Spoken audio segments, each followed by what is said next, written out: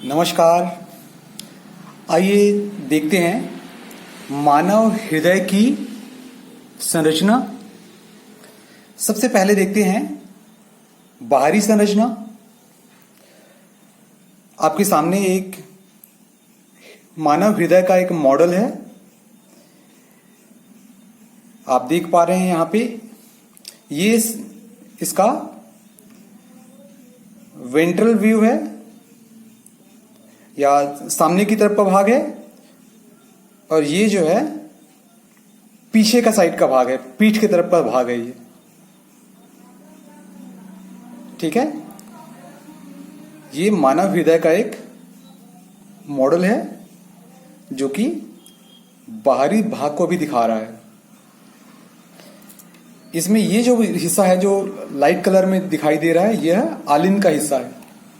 ये आलिंद वाला भाग है, ये आलिंद वाला भाग है। और जो यहाँ पे जो लाल कलर में जो दिखाई दे रहा है ये नीले लाइन के नीचे, ये है निलय वाला भाग है।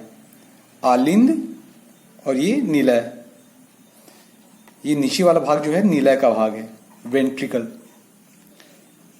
ऑरिकल, आलिंद को हम लोग अंग्रेजी में कहते हैं ऑरिकल और निलय को कहते हैं वेंट्रिकल। आलिंद ऊपर होता है और निलय जो है नीचे की ओर होता है। ये सामने वाला भाग है और ये जो है पीछे से पीठ वाला हिस्सा में ये रहता है। आप देख पा रहे हैं मानव हृदय का जो आकार है एक बंद मुट्ठी के बराबर होता है। जैसे अब हम लोग अपनी मुट्ठी को बंद कर देंगे ना, तो लगभग आपका हृदय लगभग इसी साइज का होगा। ये आपके सीने में सेंटर से थोड़ा सा लेफ्ट रहता है, ये हल्का सा तिरछा रहता है। इसका जो पोजीशन है सीने में, ये जो है लंग्स के बीचों बीच जो है यह हल्का सा लेफ्ट की ओर मुड़ा हुआ रहता है। इसमें से ये जो दिखाई दे रहा है ये गहरे नीले रंग में, यह प्रीकेवल है। प्रीकेवल जिसे हम लोग इंटीरियर वेना केवा भी कहते हैं। और ये निचले वाला जो भाग है ये वाला, यह है पोस्ट केवल, जिसे पोस्टीरियर वेना केवा कहते हैं। और ये लाल वाला जो दिखाई दे रहा है यह है महाधमनी, एओर्टा, महाधमनी या एओर्टा कहते हैं। और ये ग्रे कलर में जो दिखाई दे रहा है यह है पल्मोनरी आर्टरी से। ये पल्मोनरी आर्टरी आगे जाकर के ये दो भागों में बढ़ जाता है, लेफ्ट और राइट के लिए, लेफ्ट लंग और राइट लंग के लिए दो भागों में बढ़ जाता है। और ये जो दिखाई दे रहे हैं दो लाल रंग में, यह वास्तव में पल्मोनरी वेन्स हैं जो ऑक्सीजन युक्त रक्त को वापस हृदय में लाता है। ठीक है, प्रीकेवल और पोस्ट केवल के द्वारा जो है शरीर के विभिन्न हिस्सों से डीऑक्सीजनेटेड ब्लड को हृदय तक लाया जाता है। महाधमनी जो है हृदय से ऑक्सीजन युक्त ब्लड को संपूर्ण शरीर में फैलाता है, डिस्ट्रीब्यूट करता है। और ये जो है पल्मोनरी जो आर्टरी होता है यह डीऑक्सीजनेटेड रक्त को फुसफुसी यानी कि लंग्स तक ले जाती है, और लंग्स में वह कार्बन डाइऑक्साइड छोड़ देता है और ऑक्सीजन लेकर के ये पल्मोनरी वेन्स के द्वारा यह वापस हृदय तक आती है। यह है हृदय की आउटर संरचना। अब हम इस मॉडल के द्वारा ही हृदय की आंतरिक संरचना एक बार फिर से देखने का प्रयास करते हैं। आइए देखते हैं हृदय की आंतरिक संरचना। पहले हम लोग मॉडल से देख लेते हैं, उसके बाद हम लोग डायग्राम के द्वारा देखेंगे। पहले मॉडल की आंतरिक संरचना देख लेते हैं।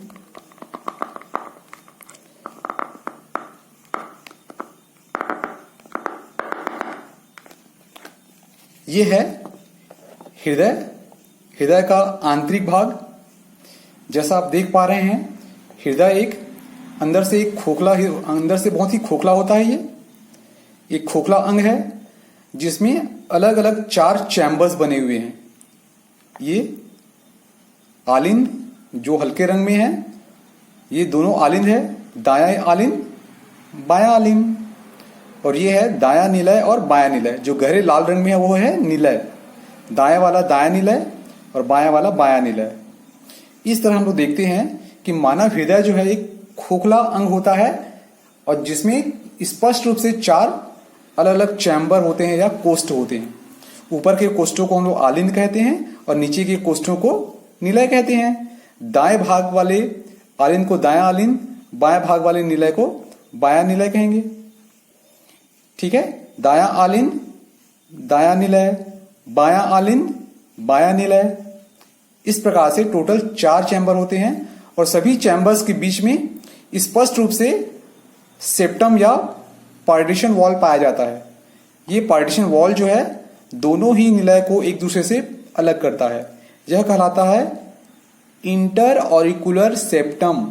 दो निलय के बीच में दीवार को कहते हैं इंटर ऑरिकुलर सेप्टम और दो आलिंद के बीच में जो दीवार पाई जाती है उसको बोलते हैं इंटर ऑरिकुलर सेप्टम, जो दोनों आलिंद को एक दूसरे से अलग करता है। और यहाँ पे आलिंद और निलय के बीच में यहाँ पे दरवाजे पाए जाते हैं, वॉल्व पाए जाते हैं। यह कहलाता है ट्राइकस्पिड वॉल्व और ये बाइकस्पिड वॉल्व। दाएं आलिंद और दाएं निलय के बीच में जो वॉल्व पाया जाता है वह ट्राइकस्पिड वॉल्व कहलाता है। ट्राइकस्पिड यानी कि इसमें 3 वॉल्व होते हैं। इसमें वलन की जो संख्या है वह 3 होता है और बाइकस्पिड वॉल्व यानी कि वलनों की संख्या यहाँ पे 2 होता है। 2 कपाट वाला दरवाजा कह सकते हैं हम इसको और यह 3 कपाट वाला दरवाजा कह सकते हैं। वलनों की संख्या यहाँ पे 3 होती है। ठीक है, और यहाँ पे वलनों की संख्या 2 होता है, इसलिए बाइकस्पिड कहलाता है। तो इस तरह हम लोग देखते हैं कि मानव का हृदय एक खोखला अंग होता है जिसमें 4 कोष्ठ होते हैं और चारों कोष्ठ एक दूसरे से बिल्कुल भी भिन्न होते हैं। यहां रक्त का मिक्सिंग कहीं पर भी नहीं होता। ठीक है, प्री केवल और पोस्ट केवल से रक्त जो है पहले दाएं आलिंद में आता है और रक्त दाएं आलिंद से ट्राइकस्पिड वॉल्व से होती हुई दाएं निलय में जाता है और दाएं निलय से ये रक्त जो है फुसफुसी धमनी के द्वारा फेफड़ों में जाता है और फुसफुसी धमनी के द्वारा फेफड़ों में जाने के बाद रक्त वहां कार्बन डाइऑक्साइड छोड़ देता है और ऑक्सीजन ग्रहण कर लेता है और ऑक्सीजन युक्त रक्त जो है वापस पल्मोनरी वेन के द्वारा बाएं आलिंद में आता है और बाएं आलिंद से बाइकस्पिड वॉल्व से होते हुए यह बाएं निलय में आता है और बाएं निलय से रक्त जो है महाधमनी के द्वारा संपूर्ण शरीर में डिस्ट्रीब्यूट होता है। ऑक्सीजन डिस्ट्रीब्यूट होता है, उसके बाद संपूर्ण शरीर से वापस डीऑक्सीजनेटेड ब्लड कलेक्ट होकर के प्री केवल और पोस्ट केवल के माध्यम से वापस रक्त में आता है। इस तरह रक्त का प्रवाह चलता है। यहाँ पे ये जो फाइबर जैसे दिखाई दे रहे हैं वो वास्तव में है कॉर्डा टेंडिनी, जो कि वॉल्व के खुलने और बंद होने को नियंत्रित करता है।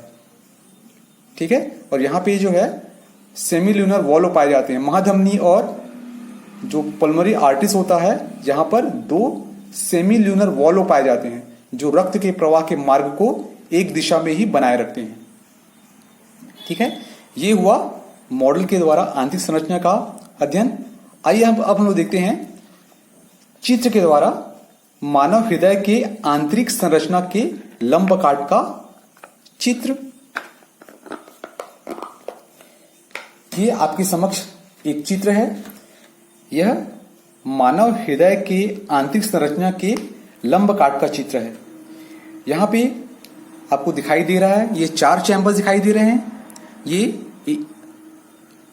दायां आलिंद है और ये बायां आलिंद है। यह दायां निलय है और यह है बायां निलय। ये वाला जो हिस्सा है यह दायां वाला भाग है, तो दायां राइट ऑरिकल या आलिंद है। यह लेफ्ट ऑरिकल बायां आलिंद है और यह दायां निलय वेंट्रिकल और यह बायां वेंट्रिकल है। आइए इसमें स्पष्ट रूप से अंतर करने के लिए हम इसको थोड़ा सा रंग देते हैं ताकि यह दायां और बायां जो है स्पष्ट रूप से समझ में आए। हम जो है दाएं आलिंद को हम लोग हल्के से लाइट ग्रीन कलर में रंग रहे हैं ताकि यह आपको स्पष्ट रूप से समझ में आए। आलिंद और निलय स्पष्ट रूप से अलग अलग समझ में आ जाए। मैं यहां कलर कर रहा हूं दाएं आलिंद वाले भाग को। यह दायां आलिंद वाला भाग है।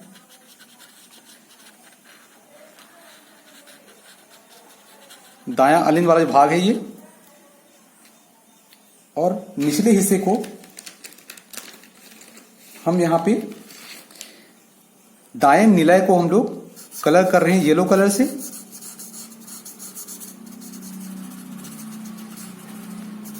यह है दायां निलय, वेंट्रिकल।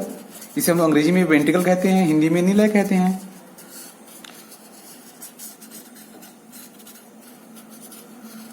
ये हो गया दायां आलिंग और ये है दायां निलय। अब हम बाएं आलिंग को ऑरेंज कलर में कलर कर रहे हैं।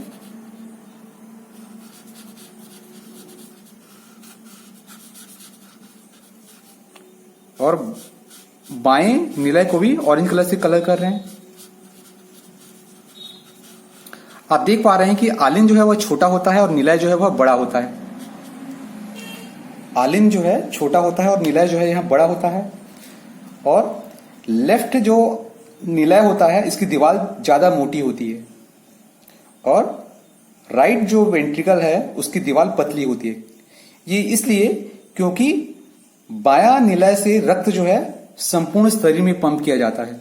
यहां प्रेशर के साथ पंप करना होता है, इसलिए यहां पे मांसपेशियां जो ज्यादा मजबूत होती है। ठीक है, अब हम देखते हैं इनमें कौन कौन सी रक्त वाहिनियां होती है। आइए सबसे पहले हम लोग देखते हैं दाएं वाला भाग में। यह कहलाता है प्रीकेवल।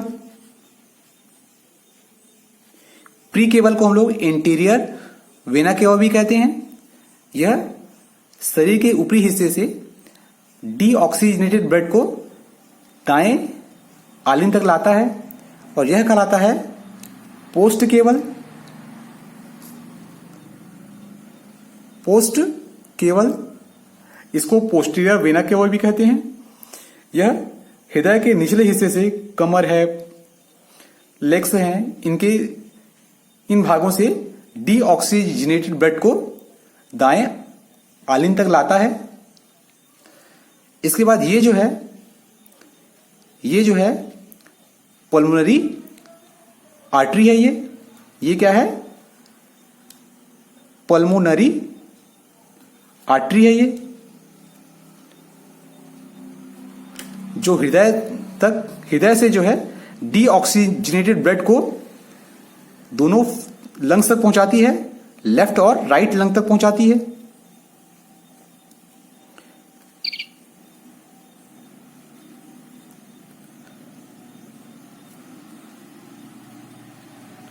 यह डीऑक्सीजनेटेड ब्लड को ये लेफ्ट लंग तक और ये वाला राइट लंग तक पहुंचाती है। और ये है एओर्टा या महाधमनी, जो ऑक्सीजन युक्त रक्त को शरीर के विभिन्न हिस्सों तक ले जाती है और यह निचली ओर जाती है। और ये जो है यह पल्मोनरी वेन्स हैं। ये है लेफ्ट पल्मोनरी वेन्स।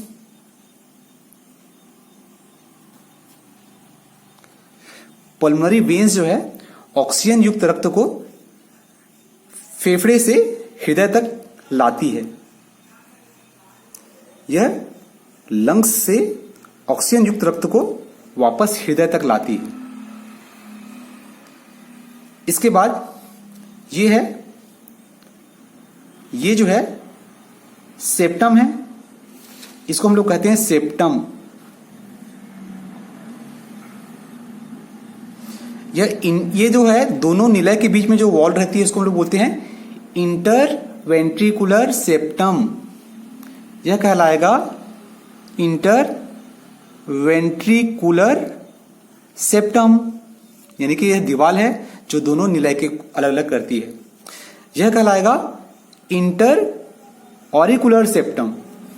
ठीक है, ये जो दीवार है, सेप्टम है, पार्टीशन है, जो दाएं और बाएं आलिंग को एक दूसरे से अलग करता है, तो यह कहलाता है इंटर ऑरिकुलर सेप्टम, जो दोनों आलिंग को एक दूसरे से अलग करता है। ठीक है, ये राइट ऑरिकल और ये है लेफ्ट ऑरिकल, दोनों के बीच में दीवार होता है, यह कहलाता है इंटर ऑरिकुलर सेप्टम।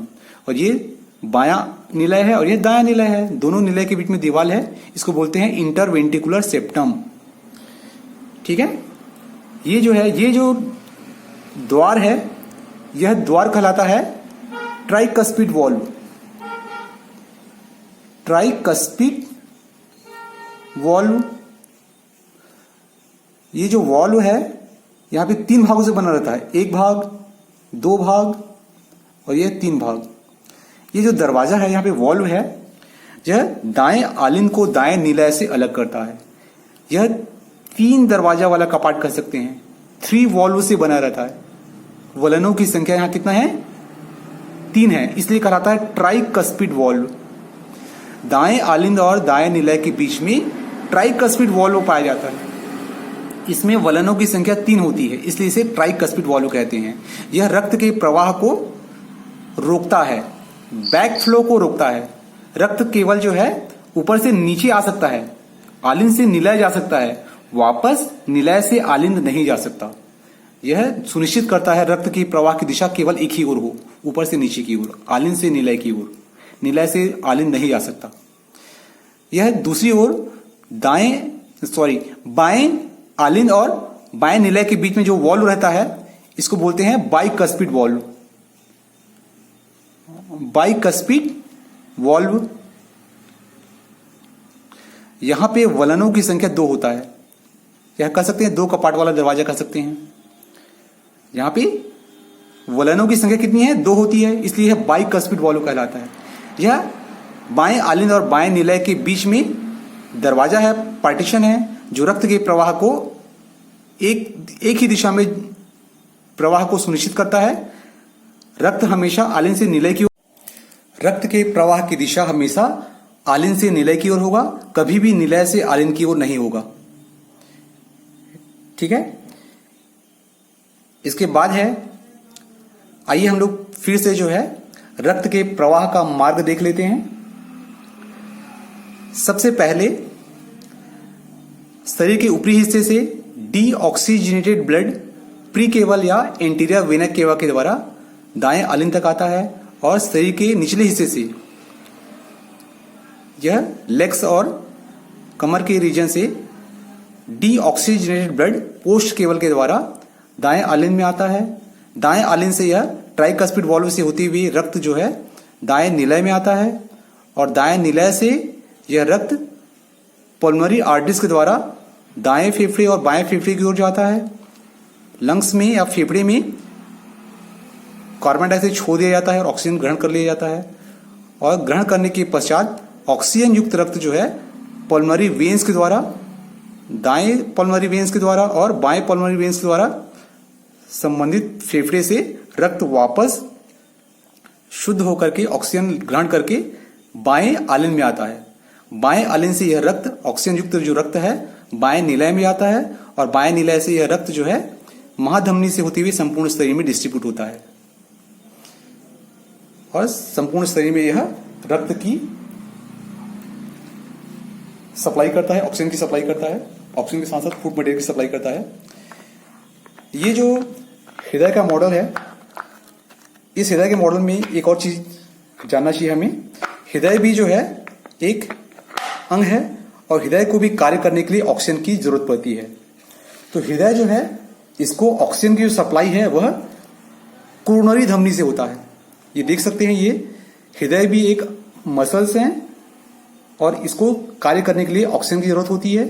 तो यहाँ पे हृदय को ऑक्सीजन की सप्लाई जो है कोरोनरी धमनी के द्वारा होता है, और कोरोनरी सिरा के द्वारा ही डीऑक्सीजनेटेड रक्त जो है वापस हृदय तक लाई जाती है। अगर कोरोनरी धमनी में किसी प्रकार से अगर अवरोध उत्पन्न होता है तो यहाँ पे हार्ट अटैक आता है। कोरोनरी धमनी जो है, इसमें अगर ब्लॉकेज होता है तो कई बार बाईपास सर्जरी करवाया जाता है। बाईपास शरीर के अन्य हिस्से से जो है धमनी को निकाल करके साइड में लगा दिया जाता है। इस तरह से हम लोग देख सकते हैं कि मानव जो हृदय है वह एक पंपिंग अंग है, जो कि रक्त को जीवन पर्यंत लगातार पंपिंग करता है। जीवन पर्यंत यह पंपिंग करता है, कभी भी सुस्त नहीं होता। अगर ये आराम करेगा तो हमारा जीवन भी रुक जाएगा। अगर आपको ये वीडियो अच्छा लगे तो मेरे चैनल को सब्सक्राइब कीजिए, लाइक कीजिए, शेयर कीजिए। Thank you.